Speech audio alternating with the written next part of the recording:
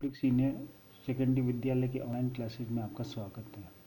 कक्षा 12 विषय राजनीति विज्ञान, प्रकरण संसद, इकाई संसद के कार्य। पिछले कालांश में हमने संसद के दो कार्यों का वर्णन किया था।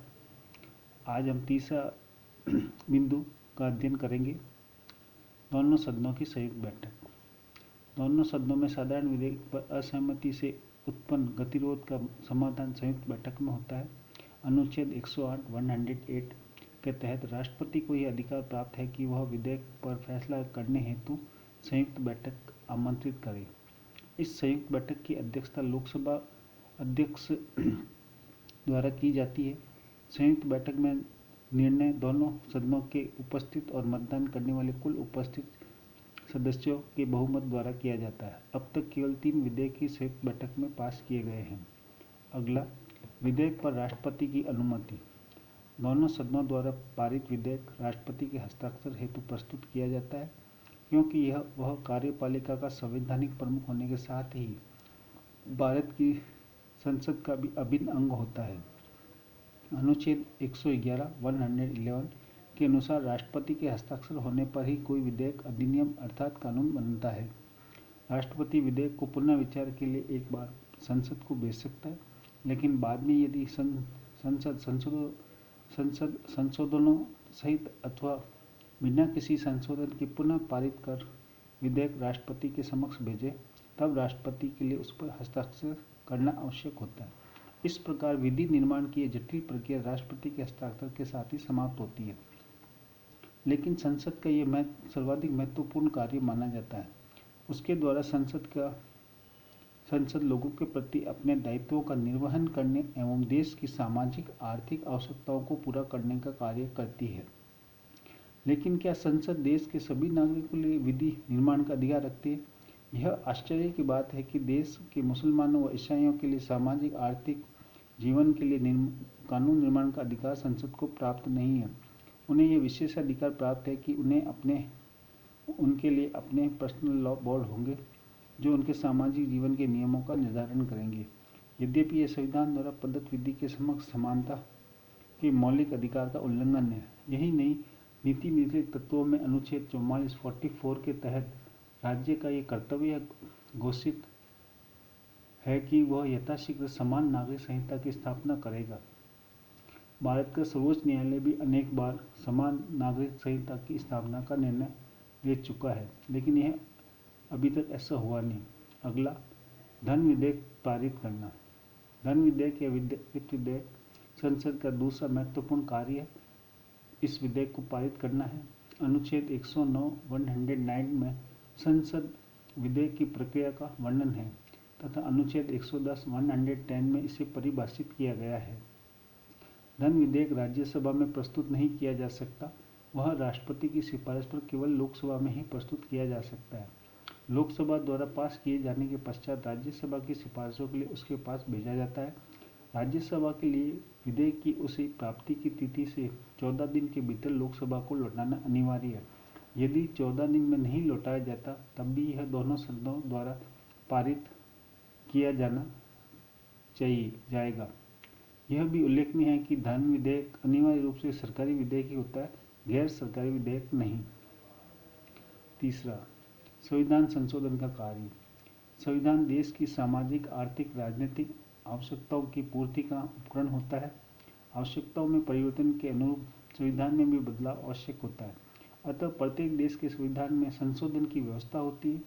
संशोधन प्रक्रिया के आधार पर संविधान लचीला एवं कठोर दोनों प्रकार का होता है। ब्रिटिश संविधान जहाँ सबसे अधिक लचीला संविधान का उदाहरण है, वहीं अमेरिका के संविधान कठोर संविधान का उदाहरण माना जाता है। भारतीय संविधान में संशोधन करने की शक्ति संसद को प्राप्त है।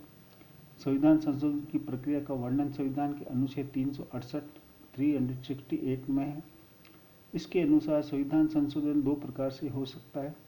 संविधान की अधिकांश धाराओं में परिवर्तन प्रत्येक सदन की कुल सदस्य संख्या के बहुमत तथा उपस्थित तथा मत देने वाले सदस्यों से कम 2/3 बहुमत द्वारा पारित प्रस्ताव से होता है। परंतु ऐसा कोई भी संशोधन जो संघ एवं राज्य की कार्यपालिका शक्ति में परिवर्तन, राज्यों के विधायी संबंध में परिवर्तन, संसद में राज्य के प्रतिनिधित्व तथा स्वयं अनुच्छेद 368 368 में संशोधन आदि से संबंधित हो, तब ऐसे संशोधन वाले विधेयक के लिए संसद के विशेष बहुमत के साथ साथ कम से कम आधे राज्यों के विधानमंडलों द्वारा उसे समर्थन प्राप्त होना आवश्यक होता है।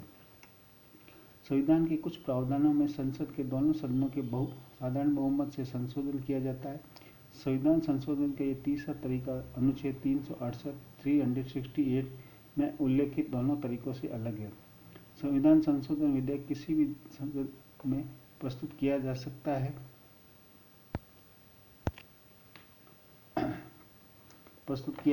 है और दोनों सदनों द्वारा अलग अलग पारित करना आवश्यक है, अर्थात इसमें संयुक्त अधिवेशन का प्रावधान नहीं होता है।